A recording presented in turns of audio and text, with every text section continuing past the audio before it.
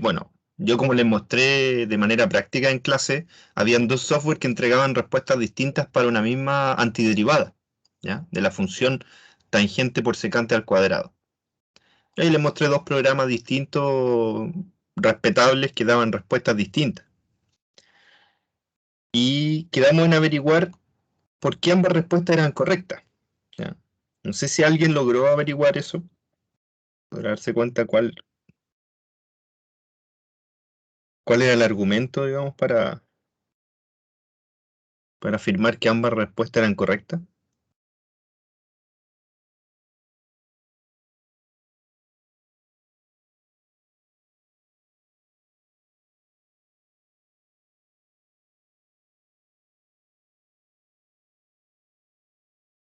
¿Ya? Porque esencialmente deberían ser lo mismo, finalmente, ¿ya? ¿Por qué me das dos respuestas que aparentemente son distintas?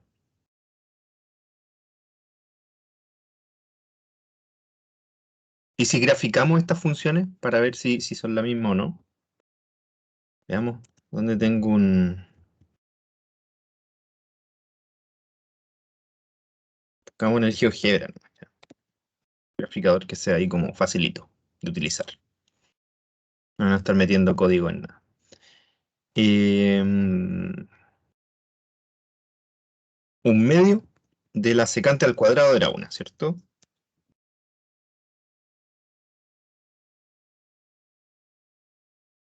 Y un medio de la tangente era la otra función.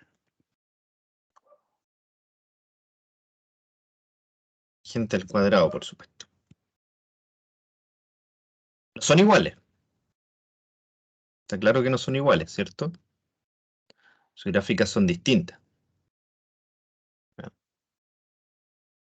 Pero aquí dice que las dos respuestas son correctas respecto a la antiderivada de esta función, que es la tangente por la secante al cuadrado.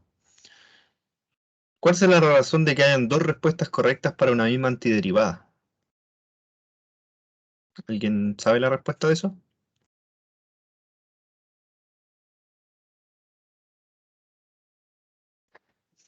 O sea, lo primero que demostramos aquí, con este ejemplo, es que no hay una única antiderivada. Eso es lo primero, ¿ya? O sea, pueden existir más de una antiderivada para una misma función, ¿ya? Porque finalmente, ¿cómo definimos la antiderivada nosotros? ¿Cómo fue que la definimos la vez anterior? Dijimos la antiderivada es una función, supongamos que nuestra función original es una función f minúscula, ¿cierto? Entonces déjenme aquí conectar voy a dejar compartido el documento por mientras para que piensen cómo hacer eso y yo conecto la pizarrita, que se me perdió el cable.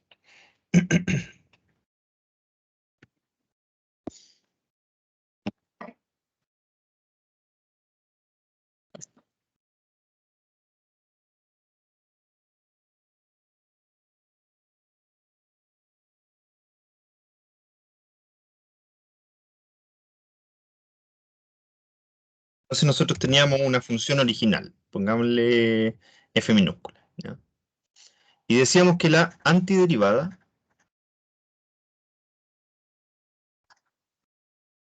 de f de x es una función f mayúscula si, ¿qué tenía que cumplirse? Que la derivada de f mayúscula fuera f minúscula, ¿cierto? Entonces si yo derivo, por ejemplo, calculo la derivada de un medio de la secante al cuadrado, eso es un medio de 2 veces la secante por la derivada de la secante, que es la derivada de 1 partido por coseno. Porque la secante es 1 partido por coseno. Y eso es secante por la derivada de menos 1 dividido en coseno al cuadrado por la derivada de coseno, que es menos 0. Esto es una aplicación de la regla de la cadena bien sencilla. Y aquí me queda, como está el coseno al cuadrado y el seno, si está sin cuadrado, significa que hay una tangente ahí por secante, ¿cierto? Entonces sería la tangente de x por la secante al cuadrado, ¿ya? O sea, ahí está correcto el cálculo porque nos da justamente la función cuya antiderivada es un medio de la secante al cuadrado. Así que estamos bien. ¿Y qué pasa en el caso de la tangente? Un medio de la tangente al cuadrado. Si nosotros calculamos la derivada, esto sería un medio por 2 tangente de x por la derivada de la tangente, ¿ya? Que era la derivada de seno partido por coseno, ¿cierto? Así la calculábamos inicialmente. Y eso es tangente de x y aquí ocupamos la regla del cociente, por ejemplo, sería la derivada de seno, que es coseno, por coseno, así que sería coseno al cuadrado más seno al cuadrado, ¿cierto? Dividido por coseno al cuadrado, o sea, sería 1 dividido por coseno al cuadrado. Recuerden que seno cuadrado más coseno cuadrado es 1. Y eso no es otra cosa que tangente por secante al cuadrado. Son lo mismo, ¿cierto? Porque secante es 1 partido por coseno. Entonces, ambas definitivamente son antiderivadas según nuestra definición de antiderivada. ¿Qué nos dice eso? Que no hay una única antiderivada. O sea, nosotros no podemos hablar de la antiderivada, sino que una antiderivada de una función, ¿ya? Pueden haber muchas. Pero hay una relación entre todas las antiderivadas. ¿Cuál será? ¿Qué relación comparten esas funciones según la definición? ¿Algún tipo de límite? No, no es una relación asintótica. No, no es con respecto a los límites, porque esencialmente incluso sus límites pueden variar.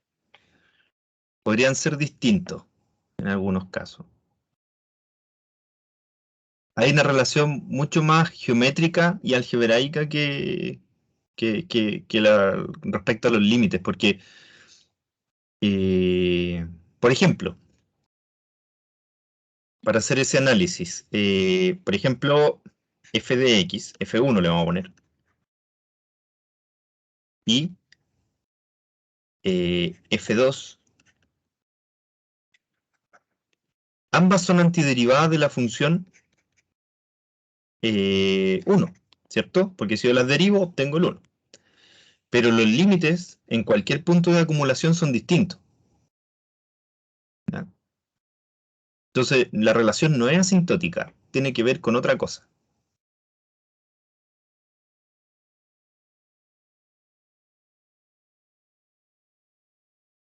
¿Cuál será la relación entre las antiderivadas en general?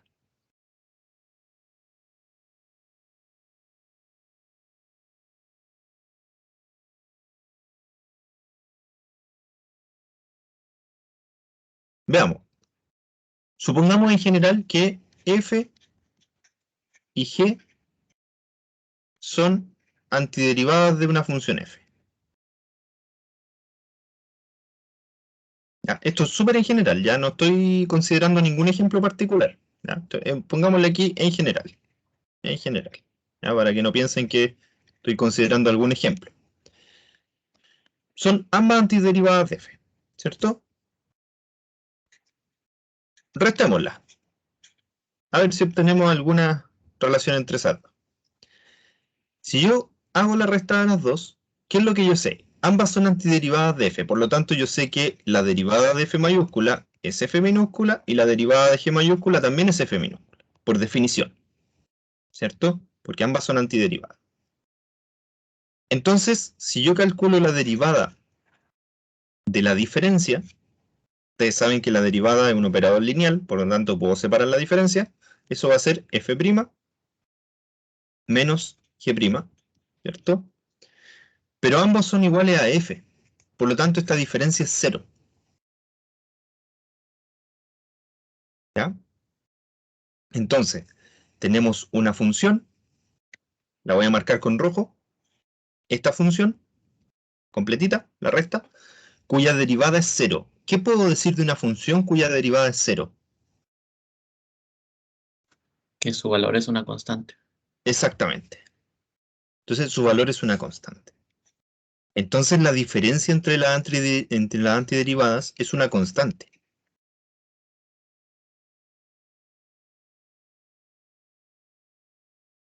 Es decir, ¿Cómo se diferencian dos antiderivadas? Simplemente una es siempre igual a la otra, salvo una constante, ¿ya? Algún número real.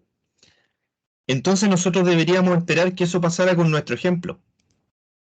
Deberíamos esperar que la diferencia entre estas dos antiderivadas que están aquí fuera una constante. Si empezamos a ver los gráficos, realmente eso nos da la intuición de que así es, porque parece que uno de los gráficos fuera igual al otro salvo por una traslación, ¿cierto? O sea que son la misma función salvo que una está más arriba que la otra, ¿ya? Entonces, por ejemplo, de hecho, aquí si tomamos, por ejemplo, este punto, ahí está obviamente en la altura 0, y este punto que está aquí arriba está en la altura 0,5. Entonces podríamos pensar que la diferencia entre las dos funciones es un medio, ¿cierto?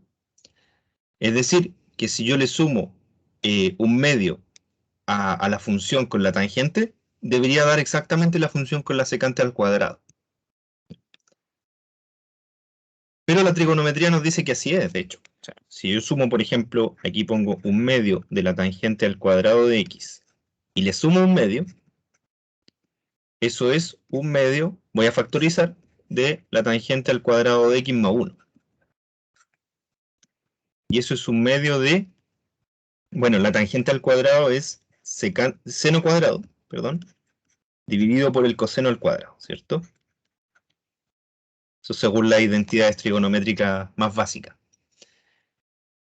Y luego sumamos estas dos fracciones, me quedaría seno cuadrado de x más coseno al cuadrado de x. Saqué ahí denominador común, que era el coseno al cuadrado, ¿cierto? Amplifiqué el 1. Y la identidad pitagórica me dice que ese numerador, que es seno cuadrado más coseno cuadrado, equivale a 1, ¿cierto? Entonces me quedaría 1 sobre coseno al cuadrado. Y 1 sobre coseno cuadrado justamente es seno cuadrado. Perdón, secante cuadrado. ¿Ya? Recordemos que la definición de la secante corresponde a 1 sobre el coseno o una identidad importante corresponde a 1 sobre el coseno, ¿cierto? Por lo tanto, ese sería un medio. Eso significa que en realidad la diferencia entre estas dos antiderivadas que están aquí es solamente una constante que se está sumando, ¿ya? Y en general es así, o sea, siempre hay infinitas antiderivadas de una misma función y lo que relaciona todas las antiderivadas es alguna constante, o sea, una traslación de la función, ¿cierto? Recordar que desde el álgebra ustedes saben que cuando suman una constante a una función lo que hacen es trasladarla verticalmente, es decir, hacia arriba o hacia abajo, dependiendo del signo de la constante, ¿cierto? Si le suman una constante positiva, la gráfica se traslada hacia arriba, y si le restan una constante positiva, la gráfica se traslada hacia abajo. Eso es en general, para todas las funciones, no solamente las trigonométricas. ¿Ya? Entonces ahí develamos nuestro misterio. En realidad, ambos software estaban correctos, ¿ya? La respuesta correcta, porque nos estaban dando dos valores de antiderivada que correspondían a la misma función, pero que claramente son distintos, ¿cierto? Son funciones distintas y difieren de una constante, ¿ya? O sea, la diferencia entre una y otra es simplemente la suma de una constante, en este caso un medio. Y en general puede pasar eso. Entonces hay que tener bien claro para qué queremos usar la antiderivada, en el contexto que la estamos usando, porque por supuesto que una respuesta puede ser más favorable que otra dependiendo del contexto, ¿ya? Eso particularmente se llaman problemas de valores iniciales. Les doy un ejemplo de un problema de valor inicial. De hecho se abrevia PBI.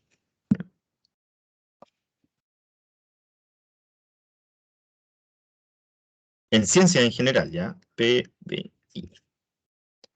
Esto es un problema de valor inicial.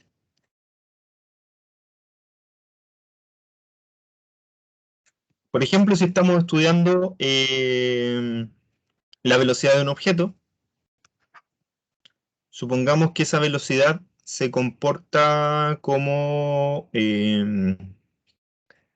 proporcional a la distancia recorrida por el objeto en un cierto tiempo.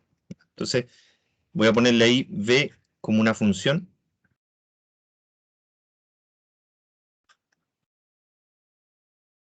Eso, ¿ya? O sea, la velocidad del objeto es una cierta proporción k por la distancia recorrida por el objeto, ¿ya? O sea, si varía la distancia, obviamente varía la velocidad. Eso es lo que nos está diciendo esta ecuación, ¿cierto? Y supongamos que la velocidad en el instante cero es cero. Esto que está aquí, supongamos que es un experimento, ¿cierto? Consideramos un instante de medición, que es el instante cero, que nosotros prendemos el cronómetro, qué sé yo, cualquier objeto que nos mida el tiempo, y partimos con una velocidad cero del objeto, o sea, está quieto, ¿cierto? Y ahí parte el objeto y su velocidad va variando de acuerdo a la distancia recorrida. Esta consideración experimental es lo que llamamos un valor inicial. Eso es lo que llamamos un valor inicial. La velocidad es la variación de la posición en el tiempo. Por lo tanto, yo la velocidad la puedo considerar como una derivada, ¿cierto? La derivada de la posición en el tiempo, de la distancia recorrida. Los físicos también denotan, por si acaso, por si lo ven en algún libro, con un puntito, ¿ya? La derivada, esa comita que ocupamos nosotros en el cálculo, también se denota así como un punto encima de la letra. Por si acaso. Puede que se encuentren con esa anotación si están leyendo internet o algún libro. Entonces, ¿qué nos dice esto? Que la antiderivada, que la derivada de x es proporcional a la misma función, ¿se fijan? X es una función que depende del tiempo, ¿cierto? X es x de t en realidad, es una función que depende del tiempo. Y me dice que su derivada es proporcional a la misma función. Entonces quizás nosotros podríamos averiguar cuál es esa función a partir de esto. Entonces, ¿qué hacemos? Por ejemplo, yo divido por x de t, suponiendo que no es cero. Después hago la consideración de si es cero en algún punto, ya experimentalmente. Me doy cuenta que esa fracción en realidad es una constante, ¿cierto? Esa fracción es una constante. Entonces, como tengo aquí un operador derivada, quizás podría calcular la antiderivada para analizar cómo sería la función, de cierta manera. Ahora, yo tengo aquí una fracción donde el numerador es una derivada y el denominador es la función misma. Y yo tengo que preguntarme, supongamos que la antiderivada de esta función, ¿ya? Yo la puedo calcular con respecto a t, corresponde a la antiderivada de esta función con respecto a t también, ¿ya? Esa igualdad se la voy a proporcionar de inmediato, digamos, un argumento. Pero supongamos que son iguales. Entonces yo tengo que pensar qué cosa para calcular esta antiderivada. Tengo que pensar qué función, al derivarla, me va a dar esta expresión que está aquí. ¿Qué función que yo derive me da esta expresión? Entonces partamos por una función sencilla. Supongamos que x de t es simplemente t. Pongamos caso particular. Caso particular. Solamente para aprender. Después la aplicamos en general. X de t igual a t. ¿Cómo nos quedaría? La derivada de t es 1, ¿cierto? Vamos a poner x' en t dividido por x de t para que sepan a qué nos estamos refiriendo. Eso es 1 dividido por x de t, ¿cierto? Que sería t, que es la función identidad. Ahí. Entonces, pregunto de nuevo. ¿Qué función al derivarla me da esta función que está aquí? O sea, corresponde a la derivada de qué función es. ¿Cuál sería la f?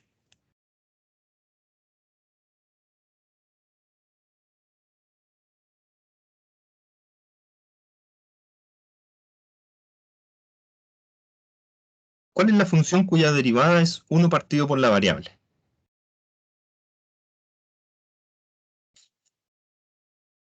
Ahí hay que hacer memoria nomás, porque en realidad es una definición. Así que, X dividido T. no, no, no. Una función extra, una función f que depende de la variable t solamente, no tiene que ver con x, pero que si tú la derivas, te da 1 partido por t. ¿Cuál será esa función?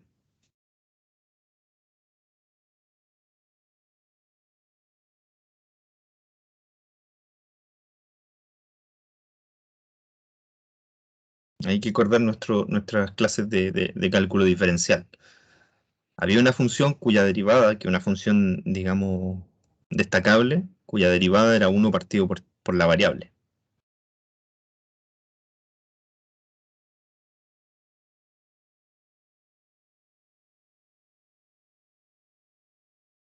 La única función que no es un polinomio y su derivada es una función racional, es decir, una cociente de polinomio. Es la única.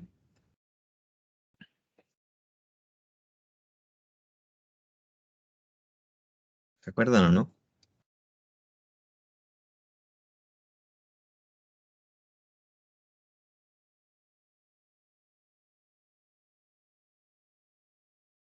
Bueno, aquí les soplo, pero en realidad ya, es un clásico, tienen que acordarse, es la función logaritmo. Si ustedes derivan el logaritmo, su derivada es 1 sobre t, ¿ya? Esa es la definición, en el fondo. Entonces, en este caso particular, donde x es la función identidad, o sea, x de t igual t, resulta que la antiderivada de este cociente, o sea, si yo calculo la antiderivada de esa fracción, me da el logaritmo de t. Entonces, en general, ¿cómo será la antiderivada de una función x' dividido por x? Fíjense que me queda, en el fondo, es 1 partido por x por x'. Esa multiplicación nos dice algo, ¿cierto? Ese por x' nos sugiere algo esa expresión. ¿Qué se les viene a la cabeza cuando ven ese por x' de la función?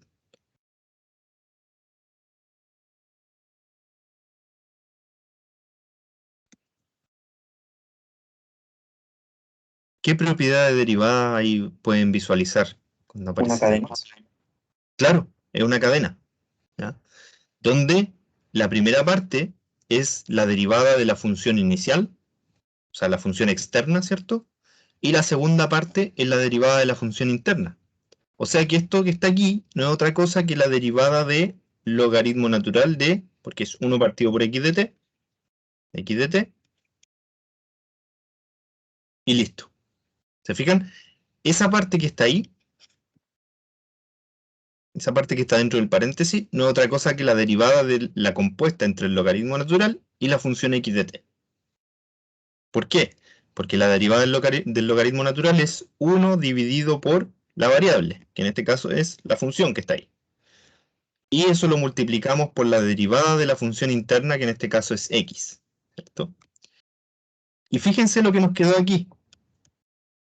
La antiderivada de la derivada de una función. O sea, estamos haciendo dos procesos que uno es inverso del otro, ¿ya? Es como barrer la basura y echarla en el piso de nuevo, como que no hayan hecho nada. O sea, esto me queda exactamente el logaritmo natural de x de t. O sea que esa antiderivada que está aquí arriba no es otra cosa que el logaritmo natural. Ah, ya, entonces eso corresponde a la antiderivada de la constante también, ¿cierto? Puedo relacionar por transitividad esos tres elementos. O sea que el logaritmo natural de x de t corresponde a la antiderivada de la constante, pero la antiderivada de la constante no es difícil de calcular, ¿cierto? Nosotros sabemos que si derivamos t, la derivada de t es 1, y si la multiplicamos por k, eso es la constante k. Es decir, que la antiderivada de la constante es simplemente k por t, ¿ya? Pero lo que acabamos de conversar con respecto a las antiderivadas, que pueden haber infinitas, ¿cierto? Entonces, no solamente k por t, sino que k por t más alguna constante cualquiera, ¿ya? Esa constante que se llama, en matemática le llaman constante de integración.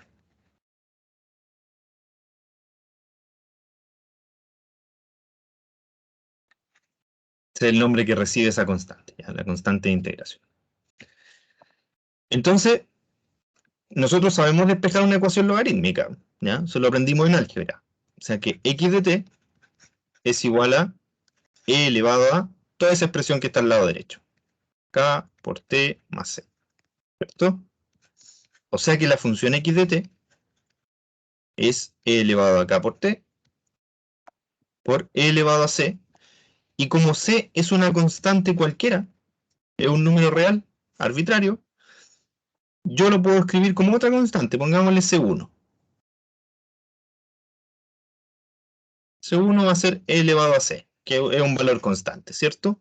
Entonces yo le pongo otro nombre nomás, para no estar escribiendo la exponencial. O sea que mi función x de t original es una exponencial multiplicada por una constante, es algún tipo de función exponencial. ¿Ya? Pero yo además tengo que, bueno, el valor inicial lo había escrito creo que de manera incorrecta. No vamos a medir la velocidad inicial, vamos a medir la posición inicial, ¿ya? Pero le vamos a poner igual x.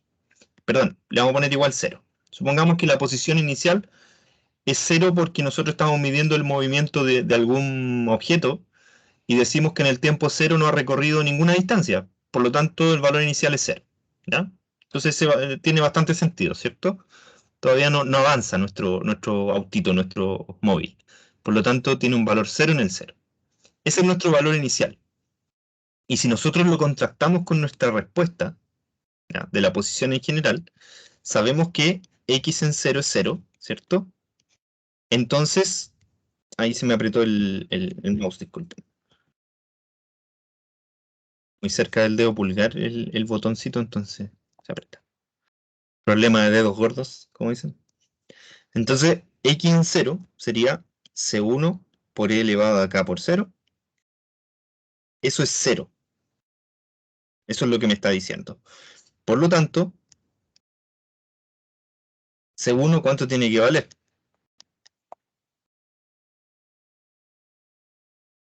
Según esa ecuación. Le voy a cambiar un poquito, disculpen, le voy a cambiar el valor inicial para no producir confusión desde el principio. Le voy a poner otro valor aquí. Le voy a poner 1, ¿ya? Ahí está. Entonces esto equivale a 1, ¿cierto?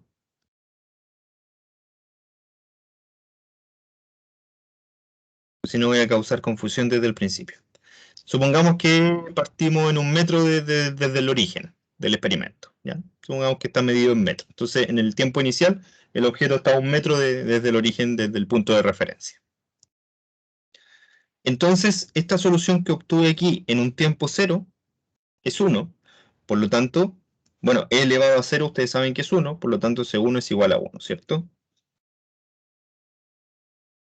Por lo tanto, mi solución es en realidad 1 por e elevado a k por t. O sea, es 1 por esa exponencial. ¿Dónde cae la constante de proporcionalidad del experimento inicial? ¿Ya? Una constante que necesitamos más datos para determinarla. Por ejemplo, necesitaríamos saber otra posición más, ¿ya?, para poder determinarla. Pero eso no viene al caso. Lo importante es que obtuvimos la función, es un tipo de función exponencial nuestra posición, con respecto al problema inicial que nos decía que la velocidad era proporcional a la posición, ¿ya? Es decir, la velocidad variaba según la posición del objeto. Entonces, la función de posición, o la que va midiendo la distancia, es una función exponencial. Y no es cualquier función exponencial, es la función e elevado a k por t, donde k es la constante de proporcionalidad, ¿ya? Eso es un problema de valores iniciales. Si se fijan, yo no pude separar el problema de la aplicación, porque en realidad estos problemas de valores iniciales todos nacen de alguna aplicación. Desintegración radioactiva de un elemento, propagación de alguna enfermedad, eh, movimiento de algún objeto en el espacio, ¿ya?, si queremos verlo en física, eh, etcétera, ¿ya? En realidad cualquier problema que involucre alguna variación se puede ver como un problema de valor inicial. En general son así. Y fíjense que el corazón del problema es conseguir una antiderivada, ¿ya? En este caso nos costó un poquito porque era una antiderivada, digámoslo, complicada, ¿cierto? Pero hay otros problemas donde no es tan complicada la antiderivada y quizás no es tan difícil conseguir el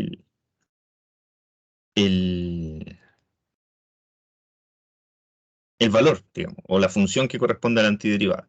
Me acordé que vi un caso la otra vez en el canal ID, no sé si alguien conoce el canal ID, Investigation Discovery, donde el forense tenía que ir a ver un cadáver a un sótano, y los forenses aplican una técnica para conocer la hora de la muerte, que es bien interesante, que toman la temperatura del cadáver y la temperatura del medio ambiente, y ellos calculan cuánto se demoró el cadáver en pasar de una temperatura que es aproximadamente 36 grados, que es como la temperatura normal, ¿cierto?, hasta llegar a la temperatura actual.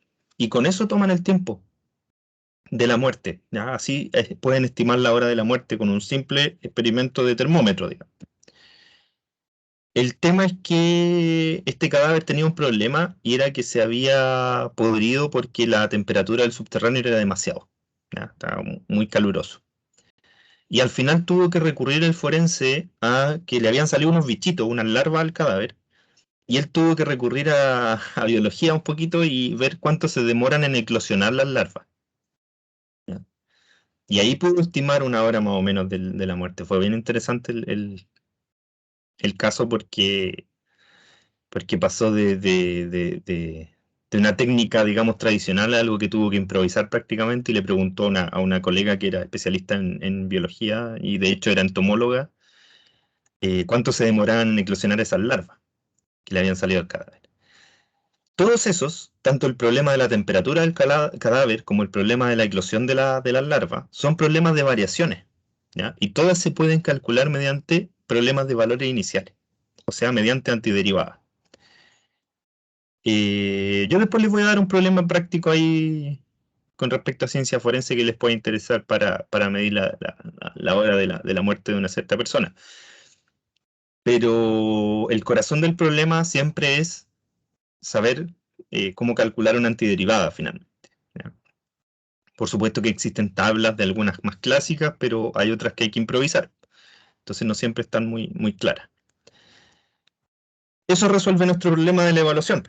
Volviendo a la evaluación, ya nos fuimos a dar una vuelta larga, pero eso resuelve nuestro problema y ahí hay un argumento matemático de por qué esas dos respuestas son correctas, porque ambas son antiderivadas porque difieren por una constante, que en este caso es un medio, ¿ya? Así que queda cerrado el tema. No sé si hay alguna consulta con respecto al ejercicio, hasta ahí o no.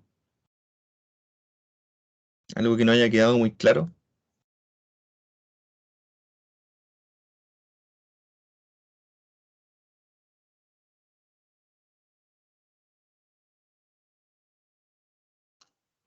¿No? Ya. Los otros dos ejercicios eran un poquito más técnicos, en el sentido de que no requerían tanto un análisis más abstracto de reflexión, sino que eran una aplicación directa de lo que habíamos visto. Por ejemplo, calcular la región limitada por dos curvas era, bueno, graficar las curvas creo que es una buena idea, porque ustedes ya por lo menos pueden visualizar la situación. Identificar las intersecciones entre las dos curvas, y una vez que identifiquen cuál es la región que tienen que calcular el área, pueden plantear la integral definida que corresponde a esa región. ¿Ya? Entonces, planteemos la integral y después la calculan ustedes ahí si quieren con algún software o a mano. Lo importante es que por lo menos planteemos la integral, ¿ya? Entonces, vamos a dibujar estas dos curvas primero a mano, ¿ya? No lo voy a hacer en software porque quiero hacer como un análisis bien abstracto del tema y después, si quieren, ustedes ahí la implementan en algún programa. Entonces, una de las curvas era la suma de los cuadrados igual 25 y la otra x igual 4 tercios de y. Dibujemos estas curvas, ¿cómo son? Bueno, la primera, bien conocida, ¿cierto? ¿A qué corresponde esa curva que está ahí? Un círculo. Sí, es un círculo de radio 5, ¿cierto? ¿Y esto que está acá, qué objeto geométrico es? ¿Qué lugar geométrico?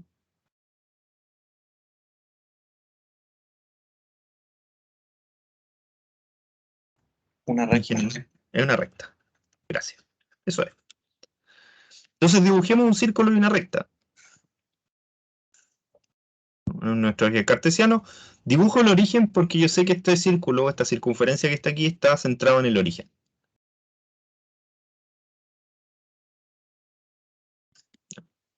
Y tiene radio 5. Y la recta, bueno, si dibujo el eje Y como vertical y el X como horizontal, la pendiente de la recta es 3/4, ¿cierto? Es una pendiente menor que 1. ¿Ya? Entonces yo puedo dibujarla aquí en azul, más o menos así.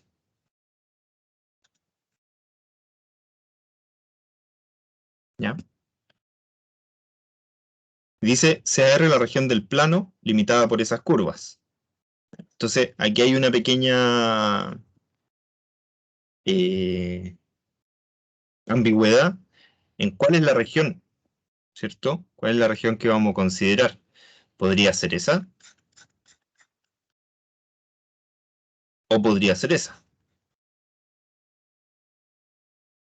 ¿Ya? No está especificado, así que expresemos las dos como integrales. Hagamos eso. Ahora, tenemos que tener en cuenta que necesitamos una función, ¿cierto? O sea, nosotros sabemos calcular área entre funciones, área entre curvas que son funciones.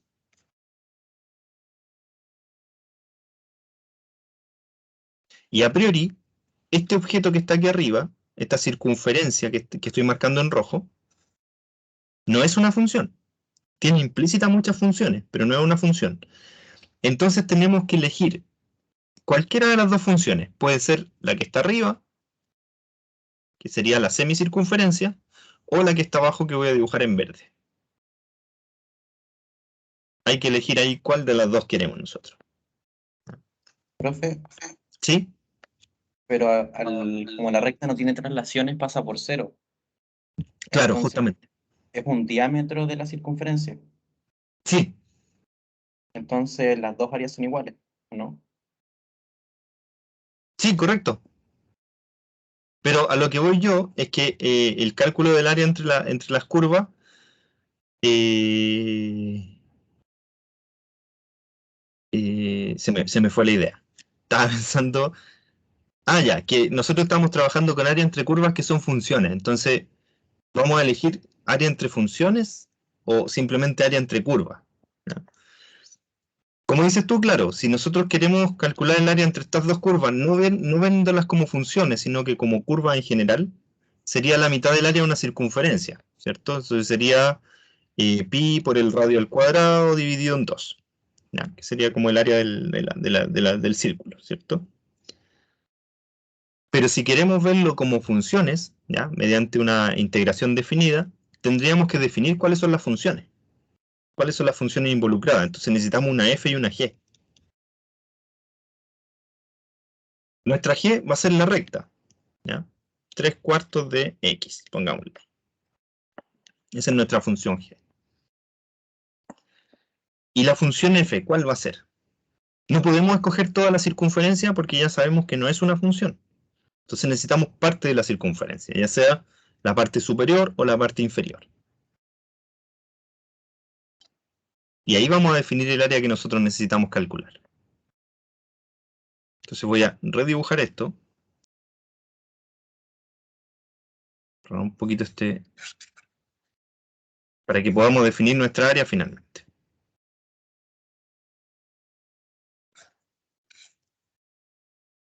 Circunferencia, la recta. Entonces, ¿cuál va a ser la función que vamos a elegir? Como no hay, en el problema no se especifica, ¿ya? Vamos a elegir cualquiera, vamos a elegir la superior. Vamos a elegir esa función que está ahí. Esa función es i igual raíz de 25 menos x cuadrado, ¿cierto? Raíz positiva, ¿ya? Porque está sobre el eje x, está por encima. Y nosotros queremos el área entre esas dos curvas, ¿ya? Entre esas dos funciones. Entonces vamos a considerar, por ejemplo, esta área que está aquí. Ese es el área que vamos a calcular. Por supuesto que alguien podría haber considerado otra área, o otra curva como función, porque había un poquito de ambigüedad en el problema, pero vamos a considerar esa área. Entonces esta es nuestra raíz de 25 menos x cuadrado, y vamos a plantear el área como una integral definida. Sabemos que es la integral de f menos g o f menos una cierta función. Ahora fíjense en lo siguiente. En esta parte que estoy dibujando en amarillo, la función f, que es la raíz, es más grande que la función g, ¿cierto? Pero en esta parte que está acá, la función g está por aquí abajo y nosotros solamente queremos calcular en el dominio, o sea, por acá. Entonces, hasta ahí, digamos. Está por ahí, quisiéramos calcular el área, la diferencia entre las dos. O sea que ello debería extender un poquito mi área, ¿cierto? Toda esa parte. Ahí sí. Ya, entonces yo quiero calcular el área entre esas dos.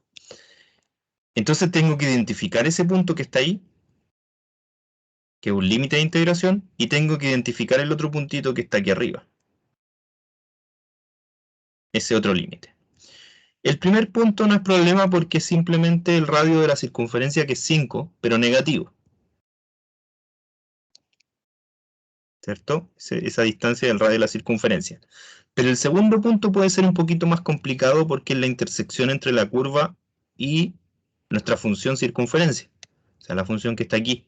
Es decir, que debemos resolver una ecuación. ¿Cuándo esas dos funciones coinciden? Cuando f es igual a g.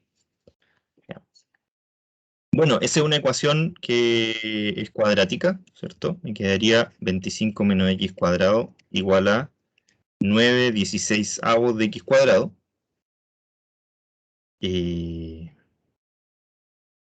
Ahí sumamos, ¿cierto? Me queda 25 igual a 16 más 9, que sería 25 también. 25 dividido en 16, x cuadrado. O sea que x cuadrado igual a 16 y por lo tanto x es 4 menos 4. Ya, en este caso sería 4, ¿cierto? Porque estamos en el lado positivo. Así que nuestra integral definida estaría entre menos 5 y 4, en ese intervalo. ¿De quién? De la diferencia entre las curvas. F de x, que es la más grande, menos g de x, que es la más chica, la que está más abajo. Y ahí calculamos nuestra integral definida. La voy a plantear finalmente en la otra pizarra, porque si no, no va a caber acá.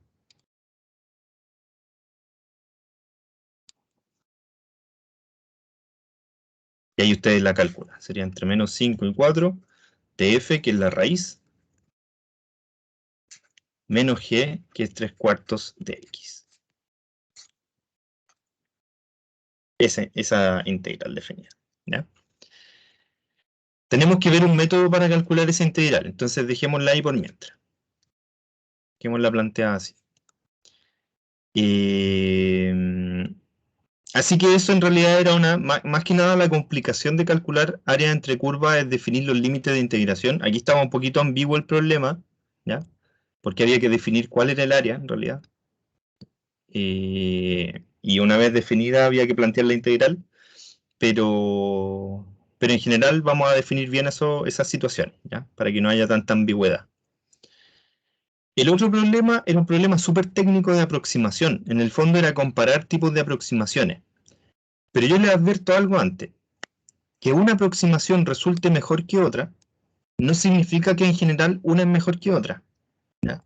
Significa que dada esta situación, resulta que una es mejor que otra. O sea, en el contexto. ¿Está bien? Entonces, si ustedes hicieron polinomio de Taylor aquí, y resulta que la aproximación les dio mejor que utilizando sumas de Riemann, es por el contexto de la integral, ¿ya? Pero resulta que hay integrales donde yo no puedo usar polinomio de Taylor, porque los polinomios de Taylor, como ustedes bien saben, dependen exclusivamente de las derivadas de la función. ¿Y qué pasa si la función no se puede derivar? ¿Qué pasa si yo tengo una función que viene del electromagnetismo, donde son puras rectas o trazos que están separados entre sí, y yo no puedo derivarlo? ¿Ya? Entonces puedo ocupar sumas de Riemann, en ese caso. ¿ya? Y sería mucho mejor. O puedo ocupar otro método de aproximación que incluso supere estos dos. Entonces, va a depender del contexto. Por eso yo les puse que sacaran conclusiones, ¿ya? Pero esas conclusiones no son genéricas. Es decir, yo no puedo decir que los polinomios de Taylor son mejores que la suma de Riemann para aproximar una integral, porque en realidad va a depender del contexto del ejercicio, ¿ya? En particular aquí había que sacar primero el polinomio de Taylor de esta función, pero eso no es complicado porque ya conocemos el polinomio de Taylor de la exponencial, ¿cierto? E elevado a x tiene un polinomio de Taylor que es 1 más x cuadrado dividido por 2 factorial y así.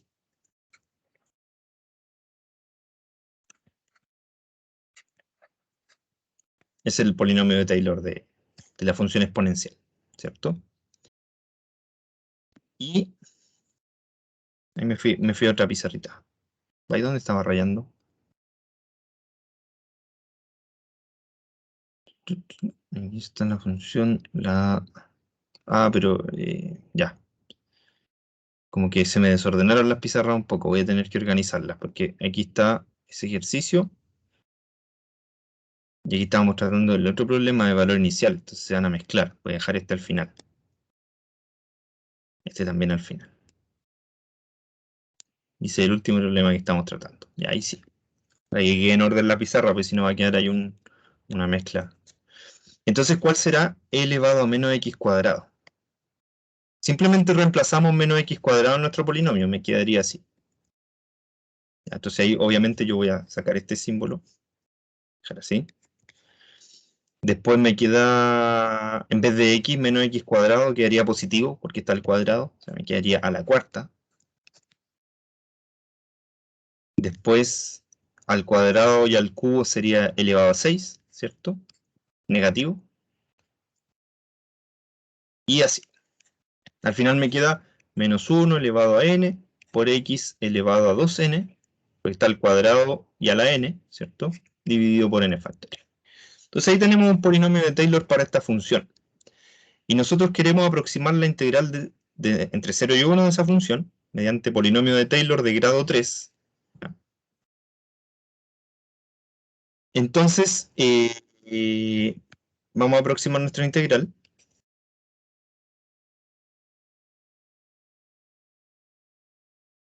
Como la integral del polinomio de grado de lo más 3, ¿cierto? Hasta ahí nomás.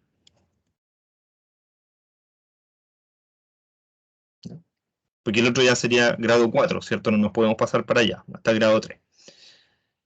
Y esa no es una integral difícil de calcular, ¿cierto? La antiderivada de 1 es x, y la antiderivada de x cuadrado es x cubo partido por 3.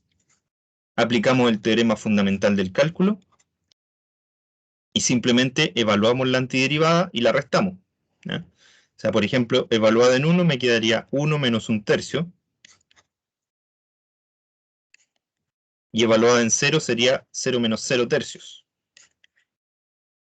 que es 0, ¿cierto? Entonces no lo consideramos. Y 1 menos 1/3 es 2/3. O sea, me dice que aproximadamente esta integral va a ser 2/3. Aproximadamente, ¿ya?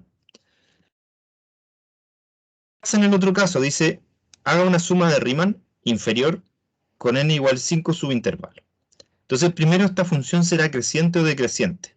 Eso deberíamos preguntarnos primero, ¿ya? ¿O qué forma tiene? Entre 0 y 1. Es una función que se usa harto en estadística a propósito. En 0 vale 1 y después va decreciendo. Claro, porque si se fijan, cuando x es grande, ¿ya? Este término se va agrandando con valor negativo, por lo tanto, la fracción se va achicando, ¿cierto? Va tendiendo a infinito el denominador, por lo tanto esta fracción tiende a 0. Así que es una función que va decreciendo, se va achicando. Campana de Gauss se llama. Entonces, ahí de nuevo se me apretó el mouse.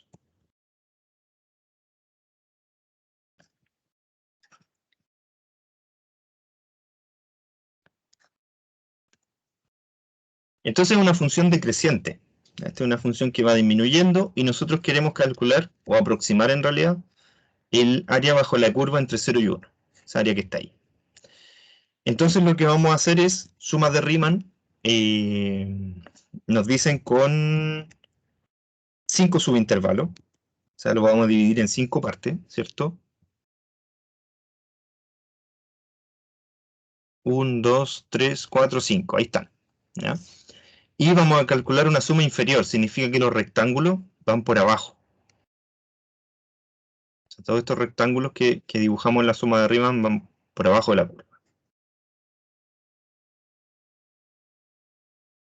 Hasta ahí. Son 1, 2, 3, 4, 5 subrectángulos, ¿ya? De la región rectangular. Y calculamos el área de cada uno de ellos y las sumamos. O sea que esta integral entre 0 y 1 de elevado a menos x cuadrado de x, que corresponde al área, es aproximadamente la suma de las áreas de los rectángulos. Recuerden que este es x1, x2, x3, x4, x5 es 1 y x0 es 0. Partimos por x1, el punto de la derecha, ¿cierto? Para formar el rectángulo por abajo. Entonces me quedaría f de x1 por delta x. Voy a borrar la sumita aquí.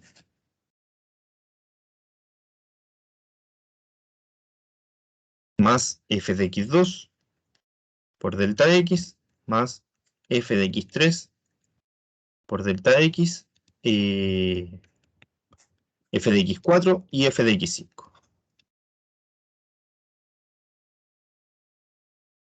Ahí están los 5 rectángulos, ¿cierto?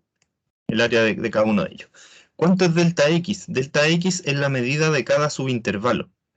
Pero como lo dividimos en 5 partes iguales, es un quinto, ¿cierto? O sea, delta x. O sea que esta suma en realidad es un quinto, si factorizamos, por f de x1 más f de x2 más f de x3, etc. ¿Y cuánto vale cada uno de los x? Es 0 más k veces un quinto, donde k puede ser 1, 2, 3, 4 o 5, ¿cierto? Entonces me quedaría aquí, el primero, ¿cuánto sería? Sería 1 por un quinto, sería un quinto, ¿cierto? F de x2 sería 2 por un quinto, serían 2 quintos. ¿Ya? Ah, pero me falta la función.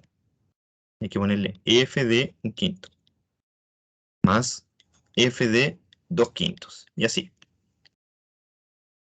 Después hay que aplicar la función, obviamente. 4 quintos y 5 quintos que 1.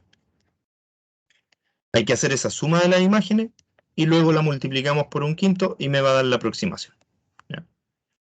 Entonces, bueno, aquí usamos una calculadora o, bueno, voy a usar un programa porque mi calculadora del computador no es tan buena.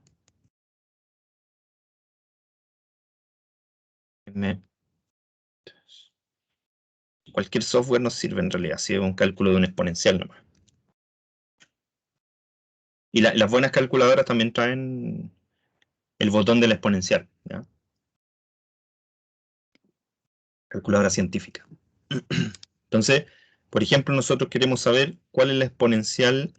Vamos a ponerle f de x, para no estar escribiendo todo el rato la exponencial. Va a ser e elevado a menos x cuadrado. La función. Y vamos a ir viendo los valores que necesitamos. Por ejemplo, necesitamos saber cuánto es f en un quinto. Ya, ahí me arroja ese valor, pero yo quiero saber en decimales, porque estoy haciendo una aproximación. ¿Ya? Entonces necesito saber los decimales. Obviamente voy a cometer un error de aproximación, pero yo estoy asumiendo que hay un error, ¿cierto?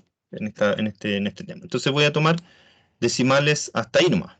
¿Ya? Por ejemplo, ahí voy a poner 96,079. ¿Ya? O sea, 96,079. Ese va a ser mi primer decimal. Entonces le voy a poner aquí un quinto por 0.96079. ¿ya? Vamos a poner hasta ahí, no una pequeña aproximación. En 2/5, que cambiamos aquí, 85,214. ¿Ya? Hasta ahí nomás. Después en 3/5 y así continuamos. 3/5. Y de hecho podríamos escribirla toda aquí, ¿ya? La magia del software es que podemos hacer eso. Bueno, una calculadora buena también se puede hacer. De hecho, las calculadoras buenas ustedes saben que se pueden programar.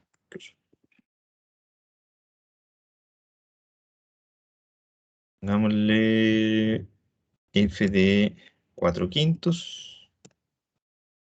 y finalmente f de 1, ¿cierto?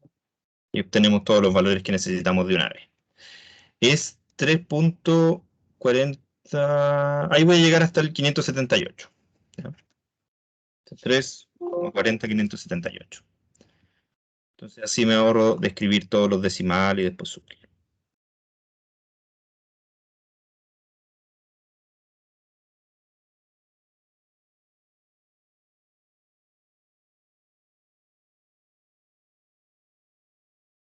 Y eso es, si lo dividimos por 5,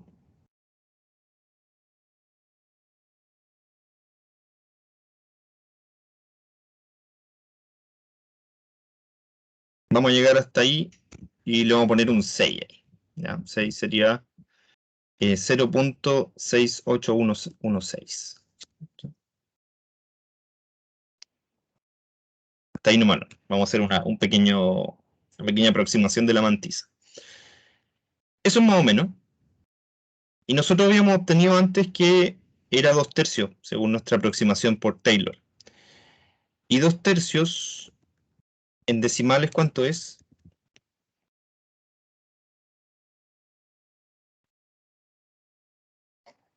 Me pasó un 3 ahí. 0,66. 0,66. Y veamos qué nos dice el software de nuestra integral. ¿Ya? Sería la exponencial, bueno, f de x para x entre 0 y 1. Esto también lo pueden hacer en el Octave o en cualquier software que ustedes prefieran. ¿Ya? O sea, vamos a calcular esa integral según el programa, que ocupa distintos algoritmos. Vamos a ver cuál es la aproximación que nos da y hacemos una comparación. Ahí está pensando un poquito. Y claro, ahí me arroja la función de estadística, pero yo quiero en realidad decimales. ¿Ya? No quiero una función. Es, según algoritmos y procesos computacionales que hacen varias iteraciones, ¿ya? Es aproximadamente 0,74. En este caso, el que más se aproximó fue el de Taylor, ¿ya? Que es un poquito más alto que el de Riemann. Por supuesto que ocupamos un polinomio de Taylor con grado muy pequeño, por lo tanto la aproximación no es tan buena, y ocupamos la suma de Riemann con muy poquitos subintervalos, ¿cierto? Podríamos aumentar experimentalmente los subintervalos y el grado del polinomio de Taylor para ver qué tanto se aproximan al valor real, ¿ya? Entonces eso también se los dejo de tarea para que ustedes lo intenten, aumenten esos numeritos, digamos el grado 3 y los 5 subintervalos, y vayan viendo cuál es el grado óptimo para obtener una buena aproximación de la integral, ¿ya? Pero esencialmente era eso, una pregunta bien técnica, simplemente comparar aproximaciones. Eh, no sé, ya estamos en la hora, entonces les voy a dejar dos preguntas para que las analicen, las podríamos estudiar mañana. La primera pregunta es, si yo tengo dos funciones que son iguales, para todo x en el dominio, supongamos que es un intervalo, ¿ya? Eh, ¿Sus antiderivadas son iguales?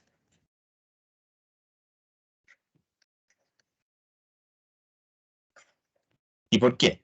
¿Ya? Pues yo estoy seguro que ya tienen una respuesta pensada, ¿ya? Están pensando cuál debe ser la respuesta, pero ¿cuál es el argumento? ¿Por qué son iguales las antiderivadas? Eso es lo primero. Primera pregunta. La segunda, todos yo creo que recordamos la regla del producto de derivadas, ¿cierto? Sería f' por g más f por g'. Si yo aplico antiderivada a esta expresión, voy a obtener la antiderivada de esta función, pero la antiderivada de esta función, que ya es una derivada, es la misma función, ¿cierto? Y eso, según la pregunta anterior, la respuesta es sí, pero hay que justificarla, debería ser igual a la antiderivada de f' por g, más la antiderivada, que sabemos que es lineal, separa la suma, de f por g'. O sea que nuestra regla del producto de la derivada desemboca en una propiedad para antiderivadas bien interesante, y me gustaría que ustedes la utilizaran para calcular la siguiente antiderivada.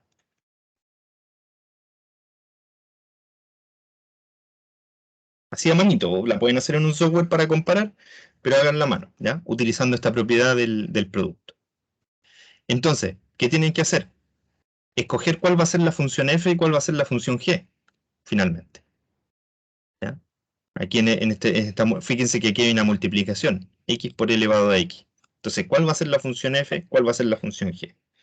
Y ahí tienen que utilizar esta propiedad que obtenemos aquí arriba, entre la regla del producto, para poder calcular la antiderivada.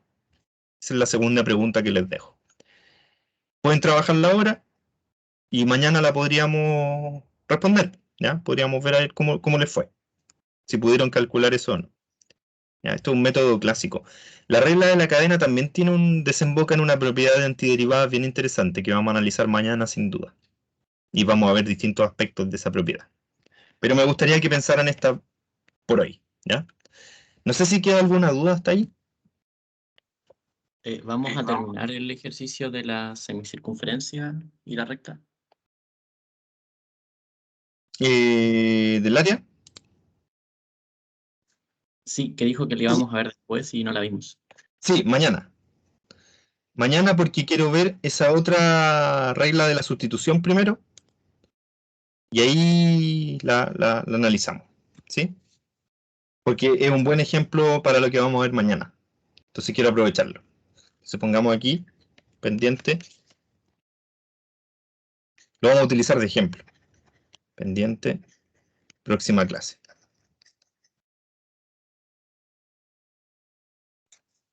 Este va a ser uno de nuestros ejemplos principales para ver mañana, ¿ya? Así que eso. Por eso, solo por eso no quiero terminarlo hoy día, porque nos sirve como un recurso. Eso. La evaluación formativa que teníamos programada para mañana, yo preferiría entregarla el jueves para que ustedes la trabajen y la podemos analizar el próximo lunes, porque mañana hay hartas cosas que ver, entonces dejarla el jueves un ratito, la hora autónoma, para que trabajen en esa evaluación formativa. Ya, la primera hora trabajamos en lo que estábamos haciendo de cálculo integral, y el lunes la podemos analizar con calma, ¿ya? Y ustedes se toman su tiempo para realizarla y ver todas las dudas que puedan surgir de esa evaluación. Eso, no sé si hay dudas hasta ahí. No lo dejamos ahí por hoy, ¿ya? Ya tienen ahí una tareita que analizar esa propiedad que les acabo de dejar.